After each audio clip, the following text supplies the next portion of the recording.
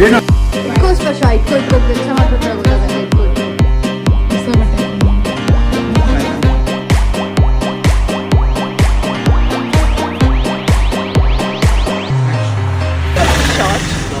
Pramod is archiving.